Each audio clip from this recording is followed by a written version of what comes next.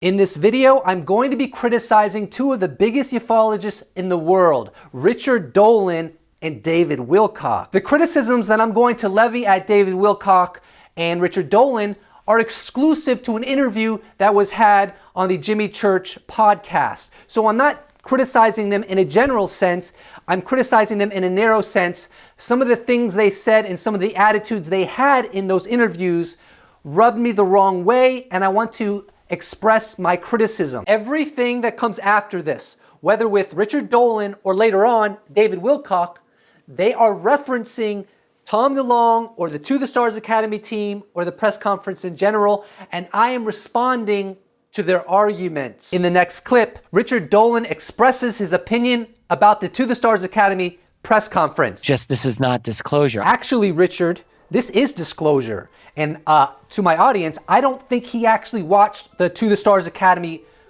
press conference, and I'll explain to you why I think that is.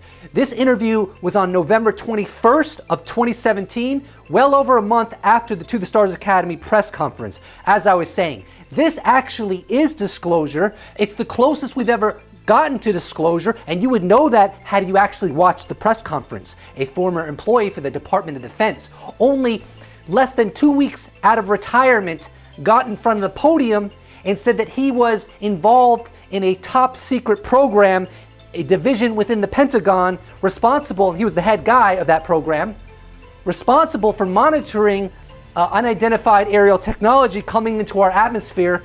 I would assume also that they also monitored these crafts out in the ether. I would imagine that they have satellites that are designed exclusively for monitoring these so-called UFOs. How are you going to raise enough money to compete with Lockheed Skunkworks and create UFO tech? I have no idea how he thinks he's going to do that. Richard, it's interesting that you brought up Lockheed Martin Skunkworks. Had you actually been following this, like you should have been, since you are a premier ufologist, historian on the UFO subject, you would know that part of Tom DeLonge's team is Steve Justice, who, when he retired, he was the head of advanced systems at Lockheed Martin Skunk Work, and he retired less than a month prior to the To the Stars Academy press conference. You would also know, had you been following, the biggest story that there has been in terms of revelations of disclosure through government entities since, 1947, you would also know that Tom DeLonge has made it very clear that he is in talks with aerospace companies. He's going to be partnering with aerospace companies, and those aerospace companies are obviously going to use some of their own capital. So he's not going to be relying upon the shareholders. The shareholders are probably going to be the smallest portion of money. So yes, they will be able to be involved in creating UFO technology. Not to mention, it is quite clear and obvious, had you actually been following this story, which I don't think you have, you would know that it's obvious that the government is intertwined in this whole thing. So yes, is this somewhat of a show? In some regards, I think it is. Do I think that people in the Pentagon have sketched this whole thing out and know exactly what's going to happen from A to Z? Essentially, yeah, I do. I don't think this is random. Like I said, I think it's intertwined. This is the methodology that the U.S. government is using for official disclosure. But I have not the slightest clue how he thinks he's going to be able to generate money with a venture that's half science and half entertainment. What's that all about? I don't know. So the business model makes no sense to me. I would not scoff at entertainment's capacity to raise massive amounts of money. Star Wars has raked in $37 billion in the past 40 years. Now let's put this in perspective. If, as I believe, this is the government's way to officially disclose, this is just the rollout, they're doing it in this weird way, hey, I'm not the government, I didn't choose this, this is how they're doing it. And they're going to intertwine it with entertainment. Is it going to be a method to spin their narrative? Yeah, I would imagine that's going to play a role. I'm a realist. However, imagine getting closer and closer and closer to disclosure and then intertwining movies and books and television with it. You don't think that's going to create massive amounts of viewership? It will. It will, and I would not be surprised if it surpassed Star Wars. I mean, we're dealing with the UFO phenomena that is actually real and that involves all of humanity. He had said, this was about 2-3 weeks ago, that he was getting ready to release, and I talked to Peter Levenda last week on Coast to Coast about this, that there were a bunch of videos that he was about to release that had not been seen by the public before. I'm still waiting for those. Did you hear about this? And if he does release, I mean, how does that affect you? Do you think that there would be something revolutionary to be released? Well, I didn't know about it. So videos that will be released by whom and saying what? Do by we know Tom. what this Yeah, is? Tom is in possession of videos that have not been seen in the public or released to the public with UFOs. So you didn't know about the promise to release official declassified video footage of UFOs. And the reason you didn't know about it, Mr. Dolan, is because you didn't watch the To the Stars Academy press conference, even though this interview that you were in was well over a month after the To the Stars Academy press conference. Again, this blows my mind. You are a UFO historian and you didn't watch this? Ooh, I do not get it. Anyways, there was one mistake in this interview. Dolan asked Jimmy Church who is going to release it. Jimmy Church inaccurately said that Tom DeLonge is going to release it. Actually, it's not going to be Tom DeLonge. It's going to be the U.S. government. And it's going to be footage that has never been declassified before, except until when it happens, which, by the way, it's going to happen very soon. So please, if you're in my audience right now, I hope you have a big stack of popcorn because you're going to need it very soon. Now I'm going to criticize David Wilcock in reference to the November 20th interview that he had with Jimmy Church. Let's dive in. You know, having a group of credible officials come forward and say UFOs really do exist is not new. And just because they tried to do it and they got a big link on Huffington Post, sorry, you know, there was the Disclosure Project in 2001. Robert Hastings did his whole thing back in 2010 where he was talking about, specifically focusing on UFOs over nuclear missile installations and powering them down. That's right. There's been so much disclosure. There's been, shows like yours and shows like Coast to Coast. What I've been doing, it's old hat. It's like been there, done that. Everything you cited is incredibly important and has contributed to the rollout of disclosure that we're experiencing now. However, you have not included the full spectrum of the significance of the Tom DeLonge press conference, the To the Stars Academy press conference. You are not telling the whole story. You referenced the 2001 Stephen Greer event. You referenced the 2010 event with Hastings in the nuclear facilities. You didn't talk about the 2013 citizen hearing on disclosure, which I think is also on the same level. But the difference here is that those events were not sanctioned by the government. Those events were done independently, whereas the To the Stars Academy press conference is sanctioned by the government and is a manifestation and a signal that the government is rolling out disclosure now. So the notion that that's old hat, been there, done that, is just not true. Not to mention, as far as I know, and someone can correct me if I'm wrong, the witnesses in 2001 and in 2010 and in 2013, those witnesses were far removed from when they actually worked for the government. Whereas in the To the Stars Academy press conference, two of the employees were very, very recently retired. Moreover, two of the employees, former employees, actually currently do consultations for the alphabet agencies. Moreover,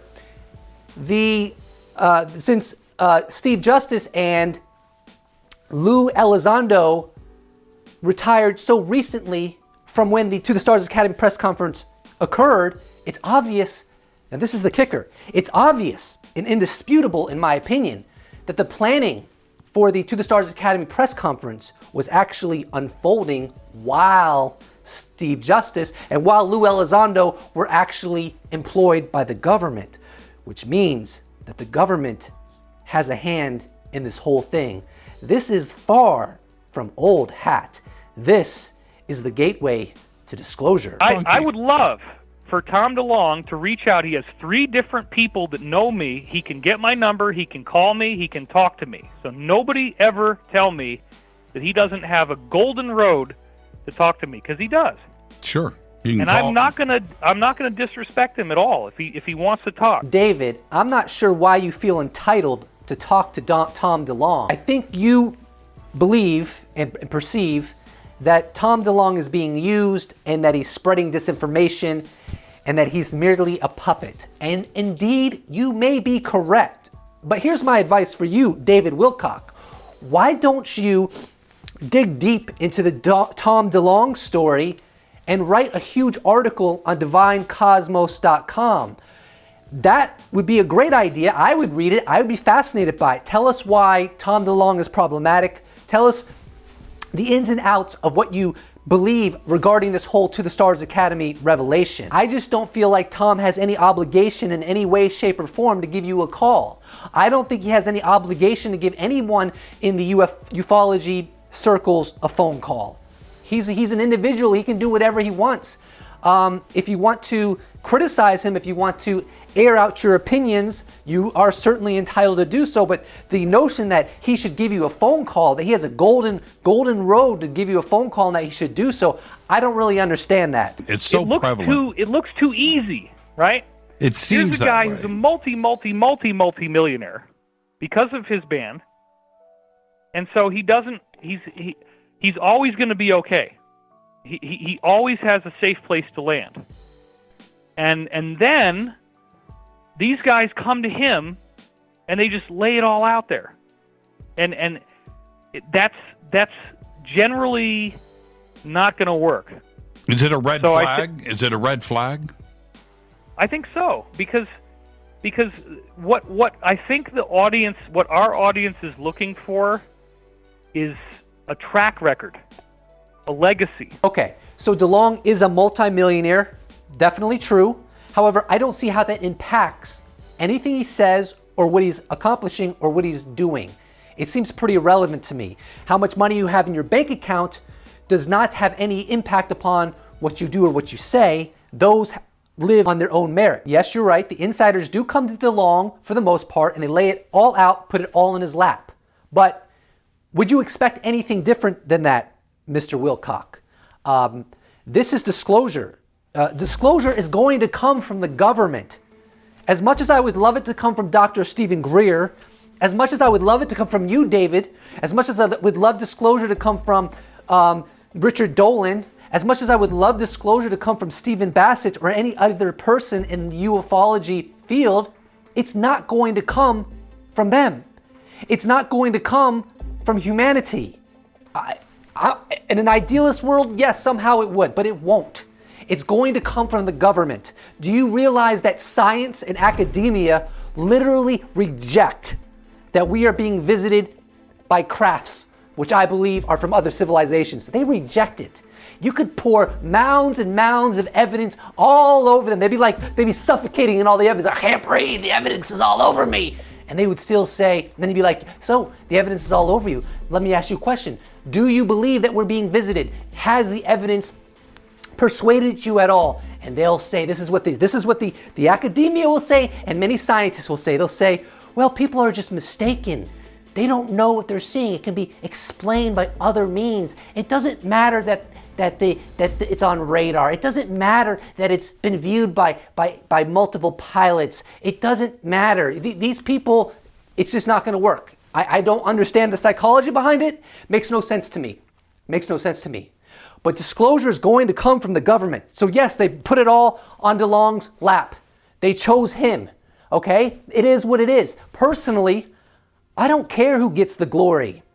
I don't care who gets the credit. You know why? Because I am selfish. I want to live in a post-disclosure world. So all I care about is that disclosure happens. I'm not in this game. I ain't getting no glory. I want to live in a post-disclosure world. That's all I care about. So you're saying that our audience is looking for a track record and a legacy. I got news for you, David. This is not about your audience, nor is it about you. And it's not about Stephen Bassett, it's not about Richard Dolan, it's not about Leslie Kean, it's not about Dr. Stephen Greer or anybody else in the ufology movement that I have great respect and admiration for. This is about humanity. This is about finally disclosing the truth in an official way so that entities like academia and science can no longer deny what sane people, well, they are sane, what people who are not smothered by confirmation bias see. This is about humanity. This is not about A, B, and C getting credit or getting glory. This is about humanity ceasing to be lied regarding what the government knows. That's what this is about. That's all this is about. So basically, in the next clip of Wilcock, he's basically creating a blueprint for how DeLonge should conduct himself. Roll it. If you have good people from the military, from various defense contractors who want to tell the truth now, then, you know, instead of just trying to raise a bunch of money right now, they need to start on the grassroots level, because you got to give before you can ask, right? You have to give people something. So start an event that might only cost, you know, $10,000, $20,000 to put it on, maybe $50,000, $100,000 at the most, which he should be able to afford, or at least, you know, some benefactors could. You could probably crowdfund it in a couple days. Put on that event, let people see what you've got, give them some of what they want to hear, and then if you want to raise money, that's how you do it, right? You organize that kind of an event. And I totally think that's possible, and I encourage him to do that, because right now, unfortunately, he is greatly suspected by this community. I really have not heard positive things about this from anybody. Everybody is a conspiracy theorist. Everybody thinks that whatever you tell them is exactly the opposite. So if you tell them one thing, they're already looking for the hidden dagger under the pillow. They don't just believe you. They always think you're lying to them. So the way to counteract that is a live, unscripted event, right, where established people like you and me, Jimmy, can ask these guys questions, right, that are not scripted, and we see what they say and we see how they hold up. That's how they can win over this community. So David, you say that they shouldn't raise money. However, I hope you realize that DeLonge has said that the reason they opened up the company to shareholders is to protect themselves. Now, even though I do believe this is a government-sanctioned rollout of disclosure, that doesn't mean that all the deep black projects are going to be happy about it. It doesn't mean all the aerospace companies are going to be happy about it. So as DeLonge and company are developing these technologies, some aerospace companies may come knocking on the door and being like, what are you doing? You can't bring this out to the public. This is too sensitive. Then DeLonge and his team, his company can say, look, we have tens of millions of dollars invested into this from the populace. You can't just shut us down. So it creates an environment where they could work something out and not just be so easily shut down. And that is why DeLonge has shareholders in his company. And I do not think that the fact that this is being sanctioned by the government conflicts with the reality that they have to protect themselves. Because there are conflicting interests within the intelligence communities and within the military-industrial complex, and that's just a reality that has to be faced. So, you say he's greatly suspected, DeLonge, by this community. This community. I have news for you, David. There is no this community. Every human being walking this earth is in the community, because every human being would want to know more if they simply believed that we were being visited. Every human being would be curious. Every human being would be inspired. Every human being would be touched and empowered to know that we are not alone in the universe. Are there exceptions? Of course, but you get my point. So I don't like this idea. I don't like this language about this community. That's what disclosure is all about. It's to eradicate this community so that it's the entire world that is involved in the reality of our existence. That there are many other civilizations in the universe, and we are not alone.